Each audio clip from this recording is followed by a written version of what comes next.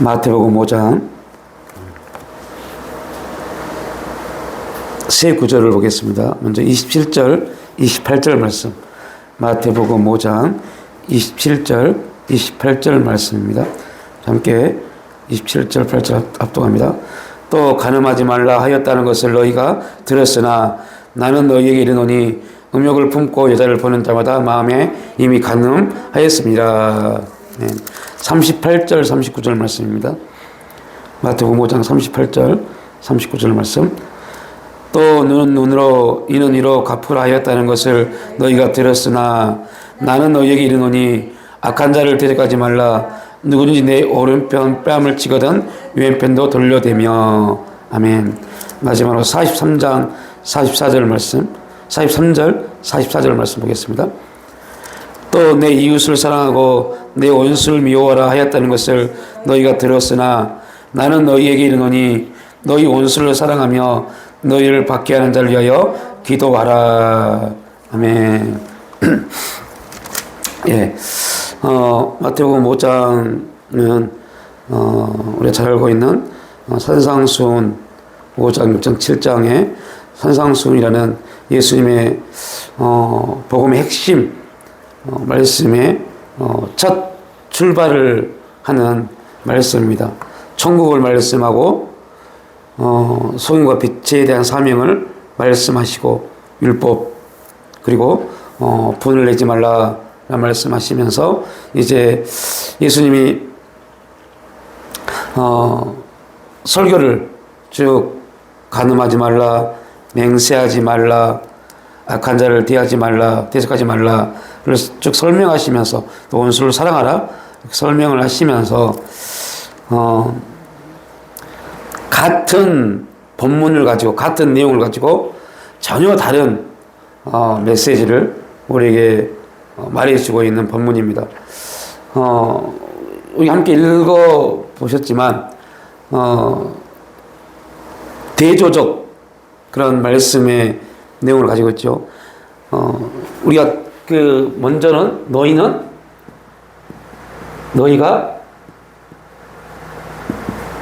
너희가 들었다라고 말씀합니다. 너희가 들었다. 그리고 나는 이르노니 라고 말씀합니다.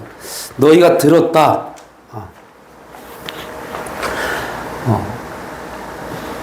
이스라엘 백성들이 바리새인과 서기관들 그들이 하나님 말씀을 들었습니다. 어떻게 들었어요? 간음하지 말라 하였다는 것을 들었습니다. 그래서 그들은 그들이 들은 대로 그들은 뭐 했어요? 설교 했습니다. 그런데 예수님이 오셔서 너희는 들었다. 너희가 들었다 라는 말에 문제를 제기하십니다. 들었다라는 말의 뉘앙스, 너희가 들었다라는 말의 뉘앙스는 너희가 율법을 들었는데 그러나 라는 하나의 접속사를 가져올 수 있습니다. 너희가 들었다. 뭘 들었어요? 간음하지 말라 라는 말 들었습니다. 그러나 너희가 들었는데 예수님이 오시기 전까지는 그죠? 예수님이 오시기 전까지는 너희가 들어서 행하고자 했던 것 그것이 너희들에게 옳은 것이 되었습니다. 너희가 들었다. 그리고 그 들은 것을 행하고자 한 것이 너에게 옳은 것이 되었다. 그러나 나는 너희에게 너희가 들은 것 그런데 나는 너희에게 이른다. 그래서 같은 하나님이 주신 율법을 가지고 전혀 다른 해석을 해버립니다. 우리가 세 본문을 봤죠. 그 세 본문 다 처음에 뭐예요? 너희가 들었다입니다. 그런데 예수님은 그걸 가지고 내가 다시 너에게 이른다라고 말합니다. 같은 말씀을 가지고 전혀 다른 해석을 던져줍니다. 지금의 시대에도 이러한 같은 본문을 가지고 전혀 다른 해석을 하는 경우가 굉장히 많이 있습니다. 근데 문제는 뭐예요? 같은 해석을 가지고 다른 해석을 하고 설교할 수 있습니다. 그러나 거기서 오늘 여기서 문제점은 그들은 무엇을 듣고 행하고자 했어요? 율법이요. 율법이요.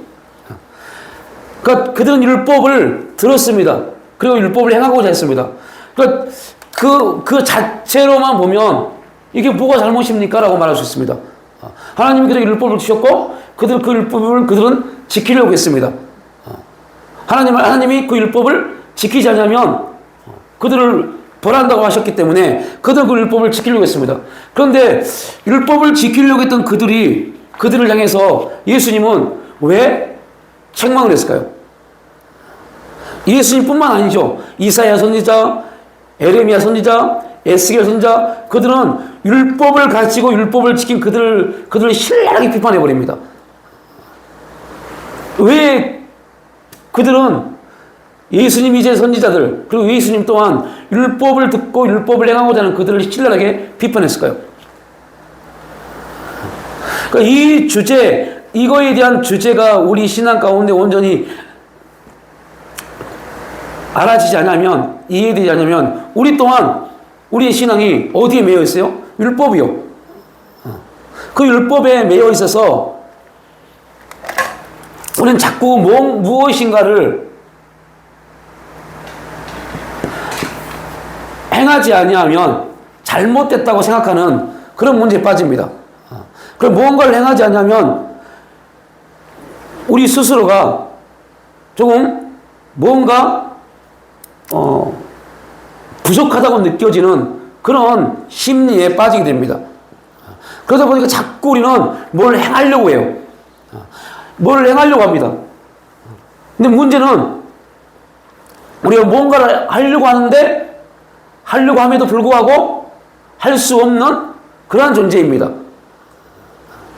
막 뭔가를 하려고 하는데 할 수 없는 존재입니다. 왜 뭔가를 하려고 하는데 할 수 없을까요?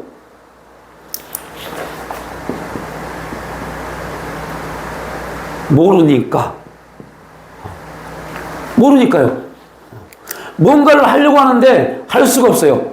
모르니까. 내가 지금 뭔가를 해야 되는데 뭔가를 해야 된다는 것을 모릅니다. 뭘 해야 할지 모릅니다. 그래서 지금 우리가 하고 있는 모든 것들을 살펴보면 대부분 그냥 어떠한 경우는 자기 만족에서 이루어진 것, 또 어떠한 경우는 누군가에서 들은 것, 또 어떠한 것은 교회 목회자를 통해서 그동안 배워온 것들 중에 내가 좋다고 생각하는 것들을 행합니다. 그래서 여러분들 잘 생각해 보시고 우리를 점검해 보십시오. 그러한 것들이 우리가 지금 교회에서 행하고 있는 모든 것들, 그러한 것들이 기도가 됐든 예배가 됐든 뭐가 됐든 간에 그러한 것들이 윤리 도덕적으로 나쁜 건 아닙니다. 그 교회 안에서 교회 생활 안에서 또 행해져야 될 기본적 원리입니다. 그럼에도 불구하고 그 행함이 있어서 하나님이 기뻐하시느냐, 하나님 원하시는 거냐 하는 질문에 들어가 보면 많은 문제점이 생길 수 있다는 거죠. 왜요? 모르고 한 거니까요. 모르고 한 겁니다. 모르니까 그냥 그동안 해왔던 방식대로 하는 겁니다. 그런데 여러분들 왜 몰라요? 왜 모를 수밖에 없을까요? 우리가 모를 수밖에 없는 그들이 율법을 행했지만 율법을 행한 그들에게 예수님은 틀렸다라고 말합니다. 틀렸다. 다르다도 아닙니다. 틀렸다고 말해버립니다. 너희들 그렇게 행하려고 했지. 그러나 내가 너에게 이노니 이건 아니야. 하며 다른 해석을 해버립니다. 다른 말씀하십니다. 그런 예수님이 말씀합니다. 너희가 들어도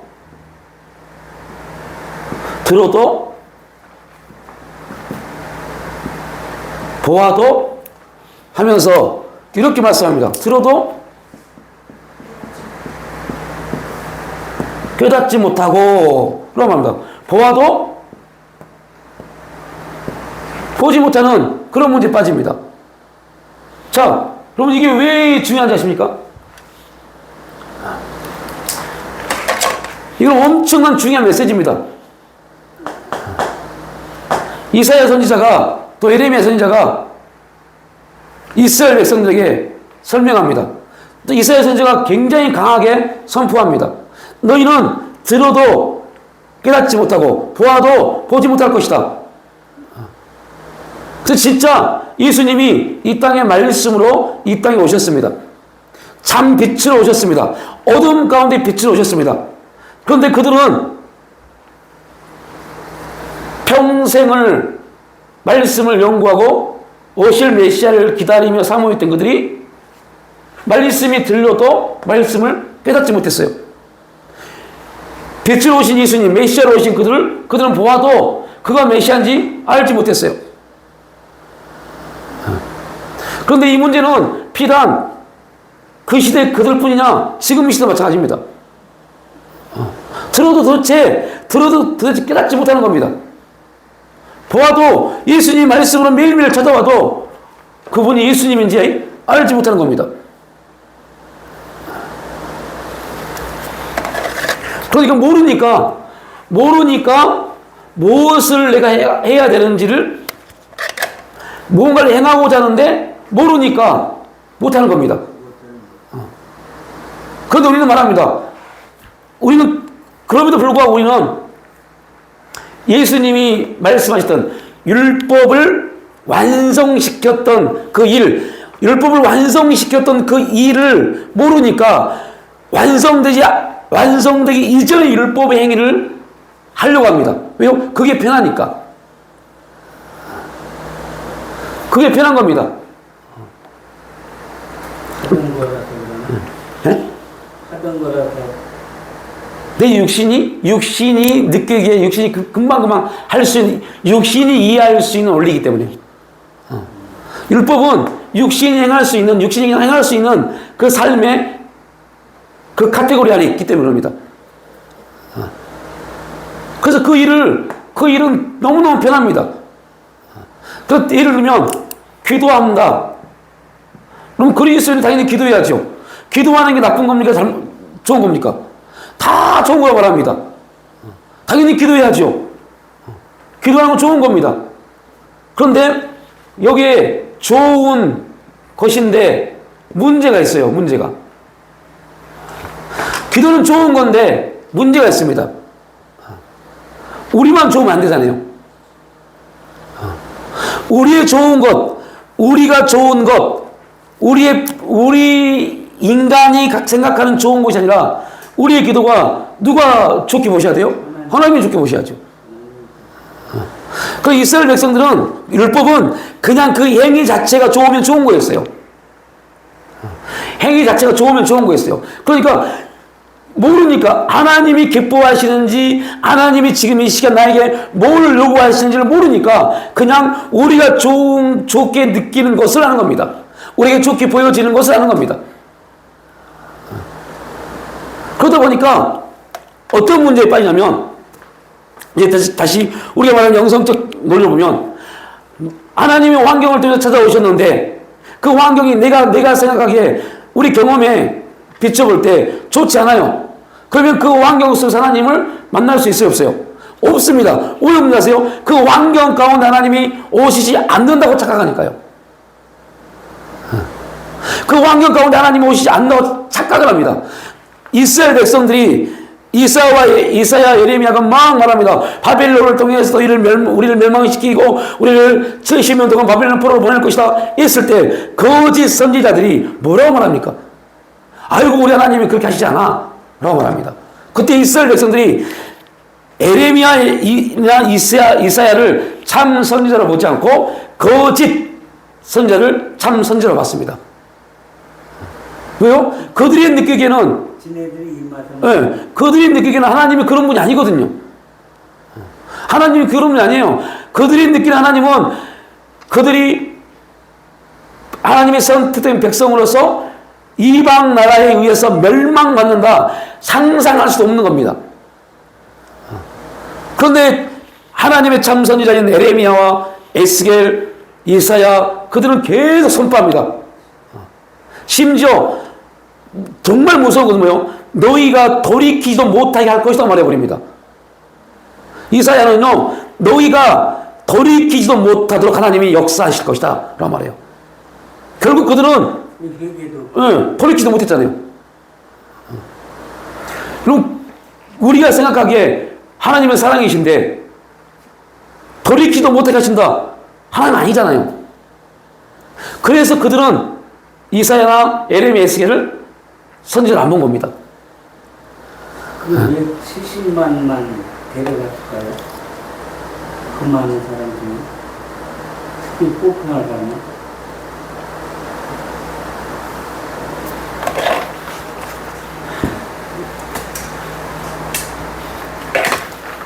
완전 이제 뭐 기회가 되면 그 숫자에 대해서 성경에서 말하는 숫자에 대해서 좀 나누면 이제 그 의미가 있습니다. 그러니까 왜 70년인지 아시죠? 왜 70년 바벨론 포로 70년이 왜 70년일까요? 이스라엘 백성들이 가나안 땅 들어와서 하나님이 말씀하잖아요. 그들이 7년이 되면 뭐 해야 돼요? 또 70년이 되면 뭐 해야 돼요? 7년이 되고 70년이 되면 70년이 되면 뭐를 선포합니까? 네, 신년을 선포해서 다 끝내버립니다. 모든 게 다 원상복구입니다. 근데 그들이 한 번도 그 일을 했어요, 안 했어요? 하지 않았어요. 자, 그래서 7년에 그 일을 이루어야 되는데 그걸 하지 않았습니다. 또 70년에 그 일을 하지 않았습니다. 그래서 그들이 가나안에 입성해서 포로로 가기 전까지 490년입니다. 490년입니다. 그러니까 70년 때 이 부분이 그들은 70년이 되면 뭐 해야 됩니까? 땅을 쉬어야 돼요. 그래야만 이 땅이 다시 회복하니까요. 그러니까 그 일을 하지 않아서 그 일을 언제까지요? 490년 동안이요. 490년 동안 이스라엘 백성들이 이 율법을 지키지 않았어요. 그래서 하나님이 강제적으로 땅을 쉬게 하신 겁니다.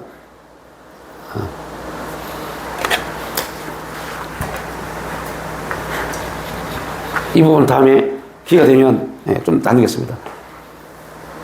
그러니까 우리가 생각하기에 하나님이 그럼 우리 이제 요즘 말로 하나님이 교회를 문을 닫게 하실까 안 하실까요? 하나님이 교회를 망하게 하실까 안 하실까요? 하나님이 이스라엘 백성 아니 여러분들 지금 우리가 생각하는 교회보다 이스라엘 백성들이 생각하는 성전은요 훨씬 더 큰 의미를 갖고 있습니다. 그런데 성전이 무너졌잖아요. 성전이 무너졌고 예루살렘이 멸망받았잖아요. 그 일을 이스라엘 백성이 들었을 때 어떻게 받아들이겠어요? 하나님이 어떤 분이신데 우리를 저 이방 나라를 통해서 멸망시키겠냐고. 그런데 하나님은 그 일을 행하셨습니다. 이유는 멸망이 목적이 아니에요. 멸망이 목적이 아닙니다. 자, 이건 우리가 이제 경외라는 말씀이 끝나고 잠깐 이사야서를 공부할 건데 그때 나올 건데요. 여러분 이사야라는 사람의 이름의 뜻이 뭔지 아십니까? 이사야라는 사람의 이름이 뭐 뜻입니까요? 하나님은 구원하신다는 뜻입니다. 하나님은 구원하신다. 그런데 여러분들 멸망을 선포하는 하나님의 심판과 진노와 멸망을 선포하는 사람이 누구예요? 이사야입니다. 이사야 이름이 뭐라고요? 하나님은 구원하신다. 얼마나 모순입니까? 구원인데 절망한다고 그러는데 예. 이사야는 하나님은 구원하신다는 이름을 그 뜻입니다. 그를 하나님이 부르셔서 그를 통해서 멸망을 선포합니다. 그러면 이거는 뭘 의미해요? 멸망이 목적이 아니라는 겁니다. 진짜 목적은 뭐예요? 구원이요, 구원. 이사야를 통한 구원이요. 이사야를 통해서 하나님은 반드시 너희를 뭐 하신다? 구원하신다는 의미를 준 겁니다. 그러니까 하나님의 구원은 바벨론에서 구원이 아닙니다. 어디에서 구원이에요? 죄와 사망의 법에 안에 있는 그들에게요. 율법에 매여서 그것이 율법, 그러니까 율법은 하나님과 이스라엘 백성들의 연결고리인데 율법 때문에 뭘 잃어버렸어요? 하나님을 잃어버렸어요. 하나님을 잃어버렸어요. 하나님은 거기서 이스라엘 백성들을 구원하신 겁니다. 율법은 하나님과 이스라엘 백성들의 뭐라고요? 연결고리요. 그런데 문제는 그 연결고리인 율법이 하나님의 자리에 올라가 버린 겁니다. 율법을 통해서 그들은 자신의 죄를 발견하고 하나님을 찾아야 되는데 율법을 통해서 그들은 자기들의 죄를 발견하지 못했어요. 오히려 율법을 통해서 그들은 교만해졌죠. 교만해졌어요. 하나님을 잊어버렸어요. 그 하나님이 그들을 구원하시는데 어떻게 구원하세요? 율법의 자리로 옮기신 겁니다. 율법의 자리가 뭡니까? 너희는 죄인이다, 죄인. 너희는 죄인이야. 이거를 지금 말씀한 겁니다. 그래서 율법을 통해서 너희는 죄인을 말하고 죄인이 되어지면 누가 오십니까? 그때 예수님이 오시죠. 그들이 죄인이 되지 못하니까 메시아가 왔음에도 불구하고 메시아를 못 본 겁니다. 네. 이 사건이 이사야를 보면 하나님은 구원이시다. 하나님은 구원하신다라는 이름을 가지고 있는 이사야를 하나님이 부르셨어요. 그리고 이사야를 통해서 이 백성이 지금 골치 아픈데 그 백성을 향해서 갈 사람이 없다. 그러니까 이사야가 주여 나를 보내소서 라고 말하잖아요.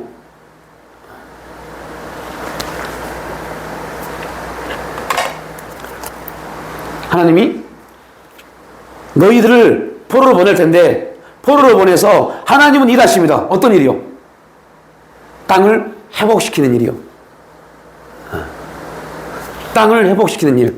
그러니까 가나안 땅은 그들이 가나안 땅에 들어와서 1세들이 죽고 이제 그들이 가나안 땅에 정착할 그때부터 가나안 땅은 하나님의 열매를 맺지 못했습니다. 490년 동안 한 번도 하나님의 열매를 맺은 적이 없어요. 그럼 이렇게 말하죠. 하나님, 목사님 무슨 말씀을 다윗 시대에는요. 막 그냥 이렇게 그냥 질문하면 성경을 우리가 제대로 공부를 안 했다는 뜻입니다.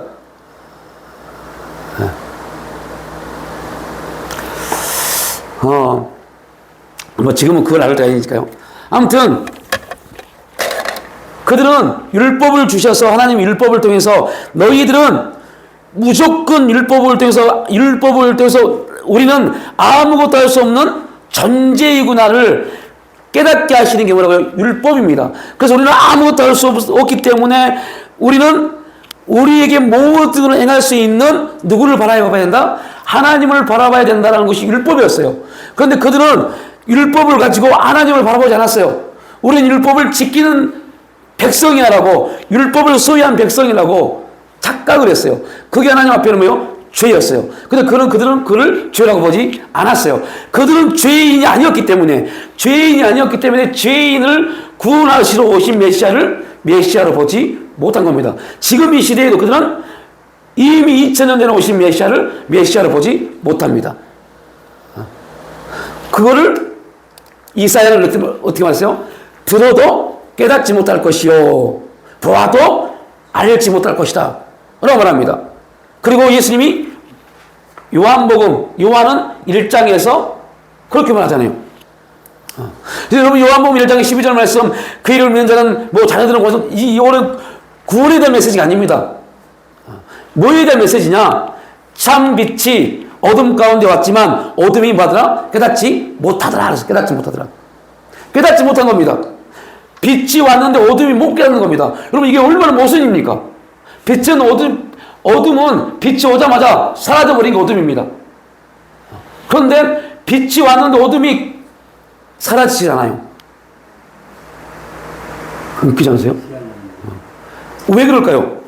이게 율법입니다. 율법은 메시아를 보면 나는 죄인입니다 라고 고백하는 게 율법입니다. 그래서 여러분들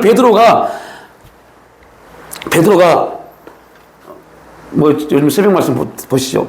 베드로가 밤이 맞도록 그물을 들이댔어요. 근데 한 마리도 잡지 못했어요. 많은 사람들이 이런 잘못된 생각을 가지고 있어요. 여러분, 안 가르쳐서 그럴 수 있지만 공부를 안 해서 그래요. 아이고, 오늘 못 잡으면 내일 잡으면 되지. 이런 완전히 잘못된 생각을 가지고 있어요. 그게 아닙니다. 갈릴리 호수는요, 물때가 있어요, 물때가. 고기 잡을 때가 있어요. 그래서 일주일에 한두 번 몇 개 고기를 못 잡습니다. 매일 가서 고기를 잡는 게 아닙니다. 오늘 고기를 잡을 시간에 고기를 못 잡으면 그 가정은 어때야 돼요? 며칠 동안 굶어야 돼요. 베드로는요, 가정이 되게 가난했어요. 어디서 사셨어요? 그 장모가 10병이 걸렸는데 고치지를 못하잖아요. 약을 사서 먹이지를 못하잖아요. 그만큼 가난합니다. 10병이 났는데 그 10병을 치유할 수 있는 약도 사지 못하는 집안이 베드로 집안입니다. 그러니까 그날 저녁에 고기를 못 잡으면 얼마나 그 마음이 찢어집니까? 그 가족이 다 모여야 되니까요. 굶어야 되니까요. 언제까지요? 다시 고기를 잡으러 나갈 그때까지요. 이 왕 상황을 알아야만이 엄청난 그 은혜를 받는 겁니다. 고기를 잡을 때를 지나버렸어요. 이제 고기를 잡지 못합니다. 그리고 왔어요. 그때 이제 와서 얼마나 많은 그러한 허탈함과 허무함과 이제 우리 가족은 무엇을 먹고 살아야 되느냐 하는 그런 짓눌림이 베드로의 마음을 찢어지게 하고 있고, 그 찢어짐을 가지고 그물을 다시 앞으로 또 고기를 잡으러 가야 되기 때문에 그물을 지금 싣고 있습니다. 그런데 갑자기 수많은 무리가 예수님을 막 따라섭니다. 그 찢어지고 고통스러운 마음 가운데 있는데 갑자기 예수님이 그럽니다. 베드로의 배에 딱 올라타서, 베드로야, 어이 선장님, 배를 조금만 좀 띄워달라고. 너무 사람들이 밀려오니까. 그 베드로가 얼마나 황당했겠어요. 여러분이 그때 베드로를 하면 뭐라고 말했을까요? 기분 나쁘 죽겠는데 질 안 꺼져? 이렇게 말했을 겁니다. 그런데 베드로는요, 그렇게 했습니다. 그렇게 했습니다. 더 놀라운 것은요, 우리는 너무 쉽게 말합니다. 주의 말씀 의지하여 그물을 던졌더니, 여러분, 그렇게 되기까지 어떠한 일이 벌어져요? 어떠한 일이 벌어져요? 베드로 배 위에서 누가 설교하세요? 예수님이 설교하세요. 수많은 무리들이 그 설교를 듣지만 생각을 해보세요. 그 배 위에는 지금 누가 있어요? 예수님과 베드로만 있어요. 배가 조금 떨어져 있어요. 예수님 목소리가 얼마나 큰지는 모르겠어요. 얼마나 크신지 모르겠어요. 무리들은 지금 배는 호숫가에서 좀 떨어져서 있고, 예수님이 서 있고 베드로가 있습니다. 그리고 무리들은 물 바깥에 있습니다. 그 설교에 예수님이 설교하십니다. 가르치십니다. 그 가르침을 직접 1차 청중은 누가 돼요? 무리가 아니었어요. 누구였어요? 베드로였어요. 베드로가 그 말씀을 들었습니다. 예수님 말씀을 들었습니다. 그리고 예수님이 말씀을 딱 끝내고 합니다. 베드로야, 저 깊은 곳에 가서 그물을 내려라. 이제 그게 무슨 내용인지 이해가 오십니까?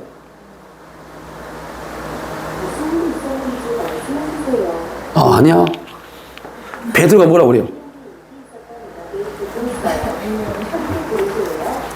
베드로가 거기서 뭐라고 그래요?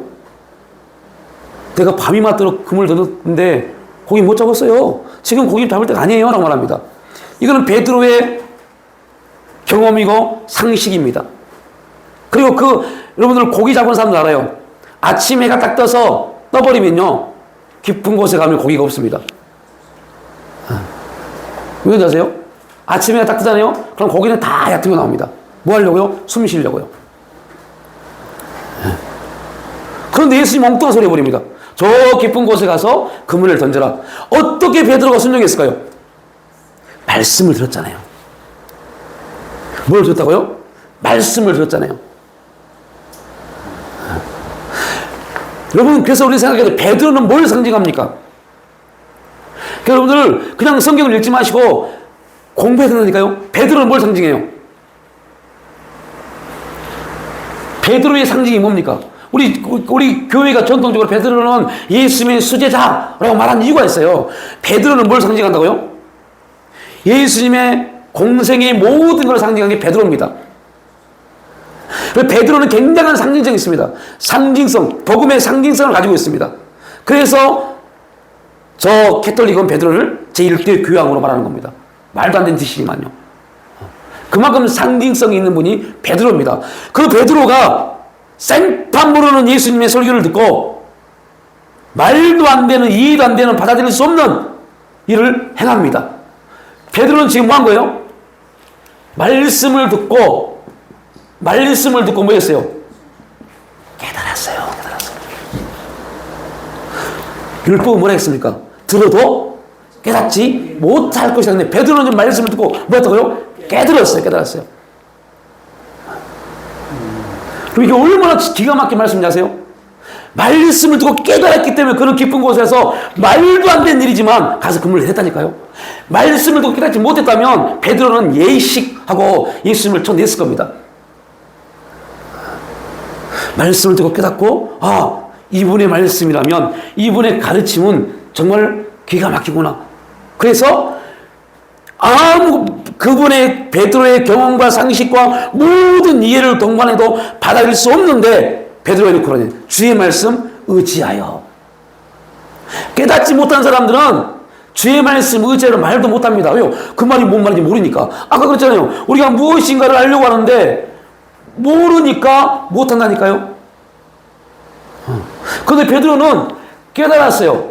깨달았기 때문에 무엇인가를 했어요. 했는데 어떤 걸 했습니까? 이해되지 않고 상식적으로 받아들일 수 없는 그 행동을 했어요. 했는데 어떤 일이 벌어졌어요? 기적이 나타났어요. 기적을 경험하고 싶다면 말씀을 깨닫고 나가야 돼요. 그래야 기적이 임합니다. 말씀을 깨닫지 못하고 행하는 모든 것들은 그냥 내 행함에 대한 올리만 같지 기적이 없어요. 우리가 그동안 얼마나 많은 좋은 일들을 많이 했습니까? 선한 일들을 많이 했습니까? 그런데 돌이켜봐야 돼요. 그 좋고 선한 일들이 모르고 그냥 한 겁니다. 모르고. 만약에 저와 여러분이 이렇게 했다면, 예를 들면 여러분이 교회를 향해서 또 하나님의 사역을 위해서 뭔가를 심었어요. 심었을 때 이렇게 해야 돼요. 내가 하나님 말씀에 감동되어서 이렇게 순종합니다라고요. 시작.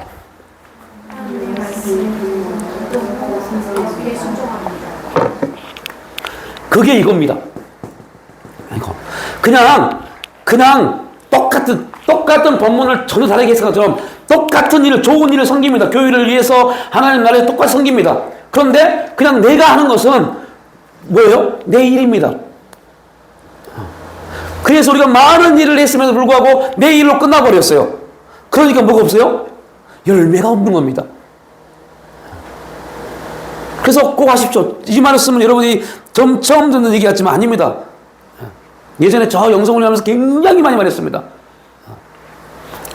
하나님, 제가 오늘 이렇게 섬기는데 그때 우리는 그냥 내 마음이 움직이니까 하지 뭐 이렇게 했어요. 이렇게. 그러니까 중심이 뭐였어요? 내 마음이었어. 내 마음. 그러니까 어떤 문제가 생겨요?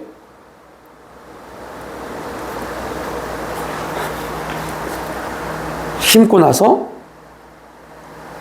행하고 나서 내가 그것을 보기 시작합니다. 보기 시작해요. 예전에 저 남양주에서 오셨던 집사님이 이런 말씀하셨어요. 목사님, 저희 교회 목사님 사택에 가보니까요, 그 창고에 가보니까 막 문드러진, 막 썩어져가는 과일이 너무 많아서 그때부터 저는 우리 목사님에게 아무것도 안 합니다. 라고 말씀하셨어요. 그래서 제가 그랬어요. 집사님, 그거를 보고 안 한다는 거, 그거는 잘못된 겁니다.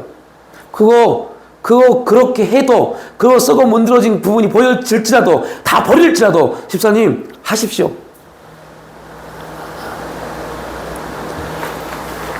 그거를 보고 안 하는 것은 누구 마음이에요? 자기 마음입니다. 그러나 내 마음과 하지 마시고 하나님께 묻고 나가보십시오. 하나님 뭐라고 말씀하시는지 네 영혼을 위해서 하라고 말씀할 겁니다. 그거는 그 다음 일이고 그거는 하나님이 그 목사님을 뭐 할 일이에요? 다루실 일이고 그거에 대해 네가 하고 나서는 그걸 네 보는 눈앞에서 버릴지라도 뭐 하지 말라? 네 손을 떠나는 순간부터는 그것은 하나님과 그 사람의 몫이지 네 몫이 아니다. 그러고 설명해 드렸어요. 그러더니 아이고 그렇네요. 그렇네요. 너무 많은 사람들이 이 기본적인 진리 안에서 다 넘어집니다. 왜 그러죠? 내가 했기 때문에 내 것을 했기 때문에. 그러니까 해놓고도 뭐가 없어요? 그 좋은 일을 해놓고도 열매가 없는 겁니다. 그래서 바꿔야 돼요. 하나님이 내 마음에 내 생각에 감동하셔서 순종했습니다. 깨닫게 해주셔서 행했습니다. 그러니까 뭐가 이루어져요?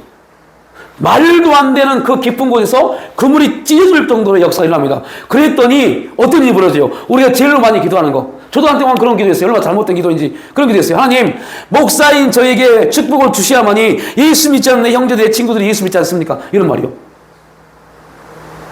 맞는 말 같죠? 완전히 틀린 말입니다. 그런데 여러분, 말씀을 믿고 말씀에 깨닫고 순종했더니 그물이 찢어질 것 같고 그물이 넘쳐납니다. 그랬더니 베드로가 어때요? 옆에 있는 로브를 불러옵니다. 그렇게 복음이 증거되어 버립니다. 하나님 역사 그렇게 증거되어 버립니다. 우리가 말씀을 깨닫고 순종하면 하나님의 기적이 나에게뿐만 아니라 내 주위에 있는 사람들이 함께 동요되어 갑니다. 이게 복음 증거입니다. 이러한 복음 증거가 한국교회에 일어나야 돼요. 가서 데리고 와서 앉혀라. 앉혀는 뭐예요? 이러한 복음 증거가 일어나면 교회는 날로 붕합니다. 그러니까 오늘 저와 여러분이 우리에게도 매일매일 하나님의 말씀으로 우리 가운데 찾아오십니다. 그 말씀으로 찾아오신 예수님을 볼 수 있어야 돼요. 그 말씀을 깨닫고 하나님이 오늘 나에게 무엇을 원하시는구나. 제가 여러분들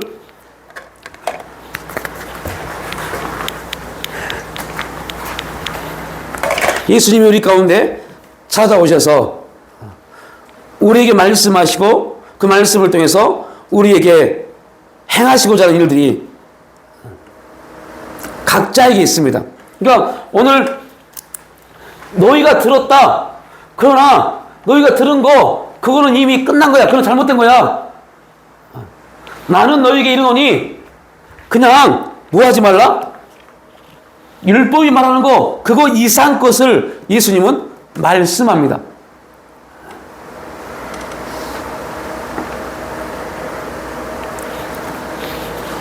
그러니까 이것은 너희가 들었다란 말은 서기관들이 말씀을 연구하고 말씀을 전파하는 서기관들이 선포하는 겁니다.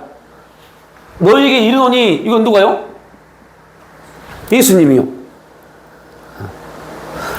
똑같은 본문을 서기관은 이렇게 예수님은 이렇게 말씀을 한 겁니다. 그리고 그 차이는 이 말을 하는 서기관과 예수님의 다르지만 그 차이는 어마어마합니다. 그 차이는 우리가 말로 표현할 수 없을 만큼 차이가 있습니다. 왜요? 이거는 들어도 뭐고요? 들어도 사망이고요. 들으면 들을수록 사망입니다. 율법은 들으면 들을수록 사망입니다. 그런데 복음은요, 들으면 들을수록 회복되어지고 성장되어지고 모든 것들을 알아가십니다. 그 차이는 하늘과 땅을 뛰어넘는 차이입니다. 그런 부분들을 우리가 여기서 이해할 수 있어야 돼요. 그러니까 이 설교의 차이가 어마어마합니다. 그리고 더 큰 문제가 있어요.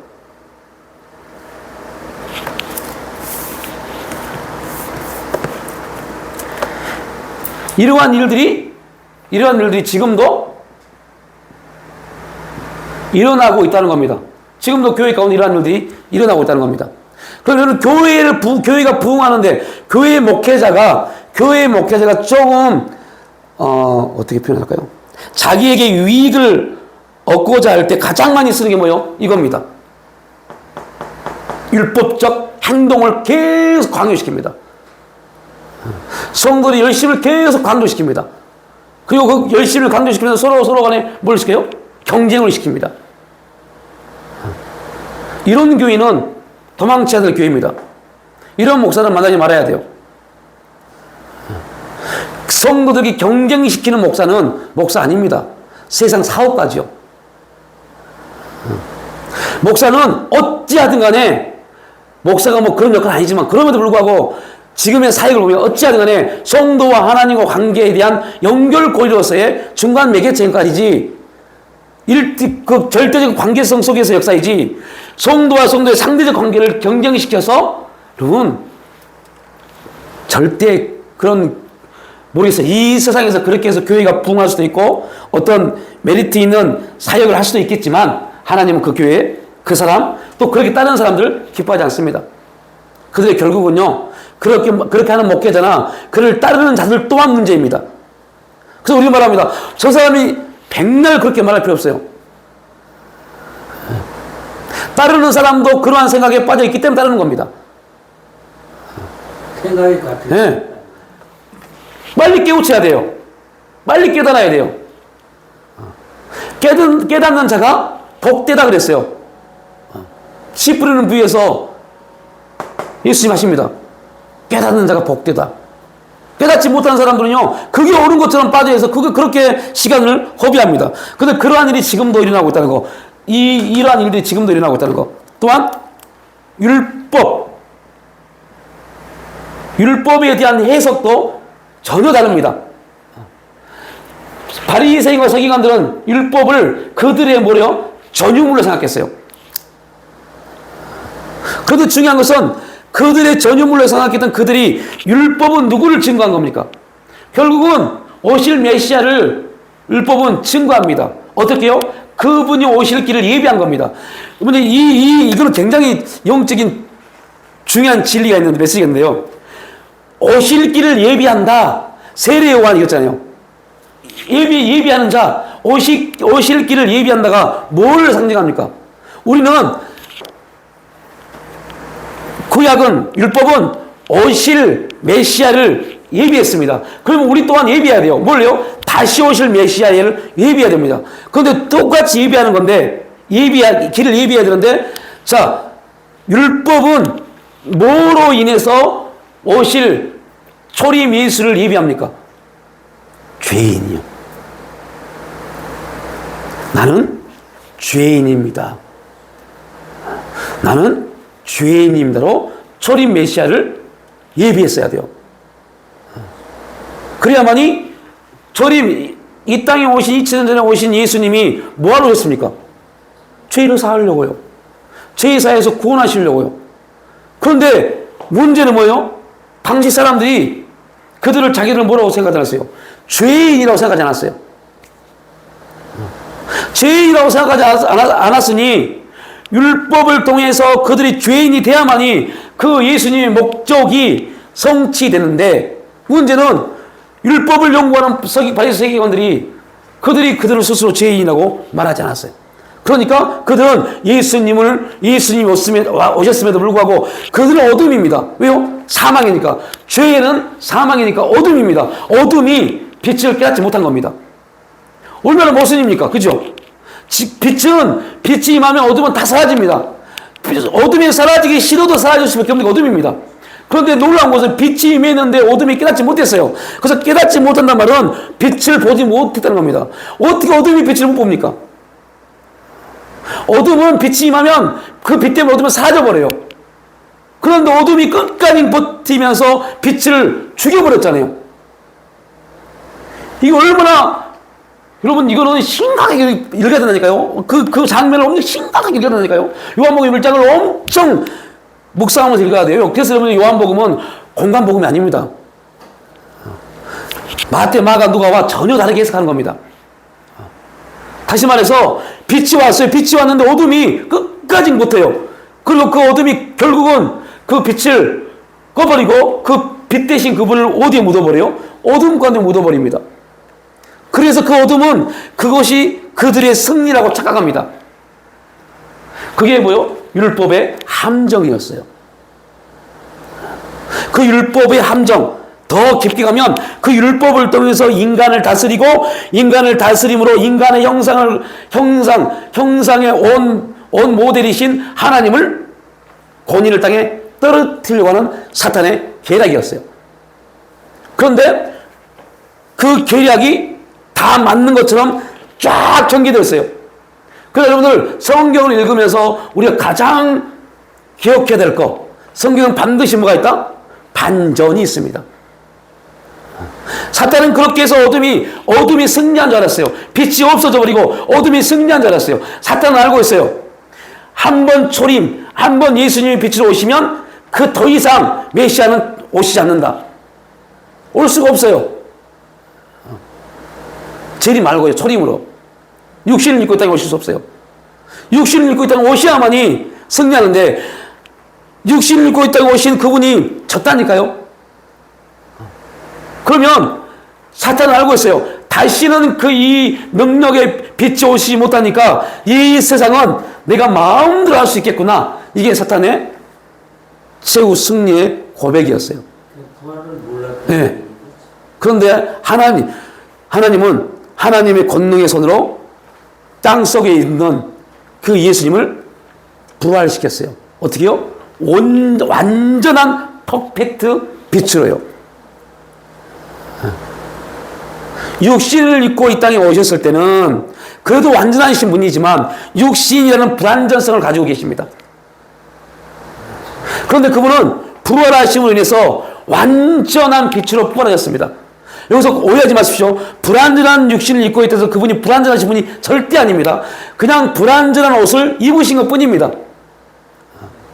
그럼에도 불구하고 그분은 십자가를 지실 만큼 완전하신 분이셨어요. 우리를 구원하실 만큼 완전하신 분이셨어요. 그럼에도 불구하고 그분은 불완전한 모습인 육신을 입고 있었기 때문에 사탄의 계략으로 인해서 빛을 잃어버렸던 잠깐의 순간이지만 빛을 잃어버릴 수밖에 없었던 십자가의 땅속에 묻힐 수밖에 없었어요. 그런데 하나님이 권능의 손으로 그를 부활하셔서 완전한 빛으로 이 준비가 떠있는데, 그러니까 율법의 잘못된 해석, 그 해석은 율법을 통해서 우리는 죄인이다, 우리는 죄인입니다, 죄인입니다, 죄인입니다, 죄인입니다. 그랬을 때 메시아가 그 말을 듣고 오십니다. 오셔서 그 죄인들을 구원하십니다. 그러니까 여러분들 잘 보시면 어떤 내용이 있어요? 자, 우리가 언제 나눴죠? 저 예굽에 있던 이스라엘 백성들이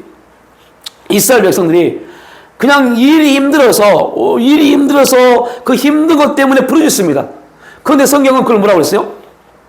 내가 그들의 부르짖음을 들었다라고 그럽니다. 하나님이 들었단 말은 그들의 부르짖음이 뭐로 바뀌어버린 거예요? 기도로 바뀌어버린 겁니다. 그들은 하나님을 향해서 우리를 구원해 주세요라고 기도하지 않았어요. 그런데 하나님이 그걸 물어주셨어요? 그들의 부르짖음으로 들으신 겁니다. 자, 똑같은 겁니다. 율법이 그러니까 율법을 통해서 이스라엘 백성들이 죄인입니다를 고백해야 되는데 율법이 완전히 세상을 뭐로 정죄했어요? 죄로 정죄해버린 겁니다. 율법 스스로. 이걸 잘 이해하셔야 돼요. 그러니까 세상은 뭐로 관용해야 돼요? 죄가 관용해야만이 누가 오십니까? 메시아가 오십니다. 가나안 땅의 아모리 족속이 죄가 관용해야만이 이스라엘 백성들이 가는 것처럼 세상에 죄가 관용해야만이 예수님이 오시는데 그 일을 감당해야 될 제사장 나라인 이스라엘 백성들은 율법을 가지고 온 세상에 다 죄인임을 선포해야 될 것이 이스라엘 백성들의 제사장 직분입니다. 그런데 그들은 율법을 주신 목적을 잃어버렸잖아요. 그들 스스로도 자기들이 죄인이라고 말하지 않잖아요. 그러니까 그들은 율법의 사명을 잃어버린 겁니다. 그런데 어떻게 메시아가 이 땅에 오실 수 있었습니까? 어떻게 할 수 있어요? 율법이 스스로 일한 겁니다. 이 영적인 메시지를 깨달아야 되는데요. 율법이 스스로 일한 겁니다. 왜요? 왜 율법이 스스로 일할 수 있습니까? 율법도 하나님 말씀이잖아요. 이렇게 하나 설명하다 보니까 길어지는데요. 율법도 하나님 말씀입니다. 말씀은 살아있고 운동력이 있습니다. 그러니까 우리가 아무것도 안 해도 하나님 언약은 뭐예요? 성취된다니까요? 우리가 무관하게 그분의 언약이기 때문에. 그런데 하나님은 꼭 언약이 성취될 쯤, 뭔 역사를 나타낼 쯤 우리에게 기도할 수밖에 없는 환경을 만드십니다. 그때 우리가 기도하지 않으면 우리에겐 열매가 없습니다. 경험도 없고 체험도 없습니다. 그러나 일은 이루어집니다. 이것은 우리의 어떠한 능력과 지혜가 아니라 하나님의 지혜와 능력으로 해요. 그런데 하나님은 꼭 언약을 성취하시고 뭔가를 이루시기 위해서 우리에게 기도할 수밖에 없는 환경을 조성합니다. 그때 뭐 하시라고? 무릎 꿇고 기도하면 하나님을 체험하기 시작합니다. 근데 그때 기도하지 않으면 하나님을 체험하지 못해요. 하나님을 경험하지 못해요. 제가 백날 여러분에게 보화를 찾아야 됩니다. 보화를 찾아야 됩니다. 말하죠. 그런데 문제는 뭔지 아세요? 아까 봤죠. 보화가 뭔지를 몰라요. 그래서 못 찾을 수 있어요. 모르니까. 하나님, 이루는 교회의 보화가 뭡니까? 하나님, 우리 가정의 보화가 뭡니까? 내 인생의 보화가 뭡니까? 계속 기도해 보십시오. 근데 문제는요, 모를 수 있다니까요? 보화가 도대체 뭔지, 보화를 하고 기도하라고 해서 기도하는데, 도대체 뭐가 보화지? 보인 건가? 뭐 해결책 뭐가 있나? 이런 문제에 빠져버리면 보화 못 찾아요. 그러니까 이스라엘 백성들은 그들은 세상의 제일 상 나라로 하나님이 택하신 겁니다. 그래서 세상을 향해서 우리는 하나님 앞에보다 죄인이라고 선포했어야 돼요. 그런데 중요한 것은 그들이 그 일을 하지 못했어요. 그래서 하나님이 뭘 옮겨버렸어요? 사명을 옮겨버리잖아요. 이거 다 연결된 겁니다. 사명을 옮겨버렸어요. 누구한테요? 이방인에게요. 이방인에게 사명을 옮겼어요. 사명을 옮겨서 바울은 또 그렇게 해서 이렇게 해서 합니다. 이방인에게 사명을 옮겨서 이방인들이 복음의 사명을 감당하는 걸 보고 뭐 하더라고요? 시기하더라고요. 그런데 여러분들 이거는요 우리나라도 마찬가지고 우리 인생도 마찬가지고 우리 가정도 마찬가지고 우리 교회도 마찬가지입니다. 여러분 그냥 하나님이 그냥 때가 되니까 뭐 결혼시키고 이게 아니라니까요. 가정마다 사명이 있고 개인마다 사명이 있고 교회마다 사명이 있어요. 그냥 그 일을 하지 못하면 하나님이 두 가지를 하십니다. 교회를 없애버리든가 아니면 교회를 친목 모임으로 바꿔버리든가. 그러면 교회가 친목 모임인데 교회가 얼마나 많은지 아십니까? 그런 교회는요 수천 명이 모여도 결국은 하나님이 역사하지 않습니다. 가정도 마찬가지입니다. 진짜 행복은 부부가 사랑해서요. 참만의 말씀입니다. 말씀으로 하나 돼야 돼요. 성령 안에서 하나 돼야 돼요. 그렇지 않으면 사명을 만약에 옮긴다고 그러면 어떻게 해요? 뭐 그 이상은 제가 뭐라고 말씀 못 드리겠어요. 사명이 옮겨지면 촛대가 옮겨지면 멸망의 길로 갑니다. 그 인생은 그 가정은 멸망의 길로 갑니다. 그러니까 사람은 죽는다 그러는데 우리가 말하는 그 죽음이란 그게 아닙니다. 그 고통은 이런 말할 수 없는 고통의 삶으로 흘러갑니다. 꺼버리세요. 제가 오늘 이거 한 장짜리도